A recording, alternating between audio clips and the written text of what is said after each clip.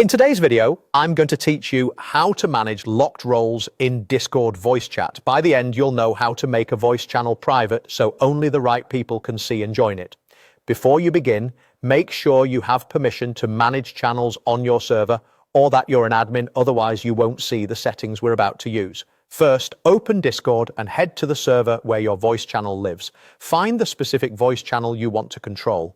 Open its settings by clicking the gear icon if you're on desktop or tapping and holding the channel name on mobile to bring up the edit channel option. This is where all the channel specific controls live, including who can access it. Inside the channel settings, go to permissions. Think of this as the control room for access. Permissions determine who can view the channel, connect to it, and use features like speaking, video, and activities. When we say locked roles, we're essentially talking about restricting this channel so only certain roles are allowed in, and the permissions section is exactly where that control happens.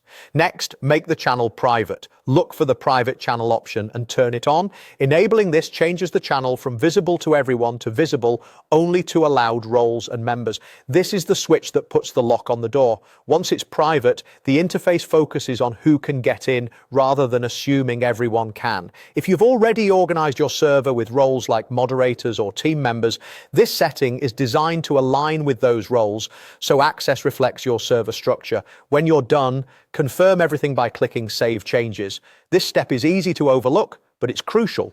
Nothing is applied until you save. If you navigate away without saving, your channel will stay open or partially configured, and people you thought were locked out might still be able to join. A few quick tips to wrap up. If something doesn't look right after you save, revisit permissions to review what the channel considers allowed. Interface wording can vary slightly between desktop and mobile, but the flow is the same. Open channel settings, go to permissions, enable private channel, and save. You can always revert the private toggle later if you need to open the channel temporarily for an event or troubleshooting. That's it. You've learned how to manage locked roles in a Discord voice channel by making it private and confirming your changes. Thanks for watching and happy moderating.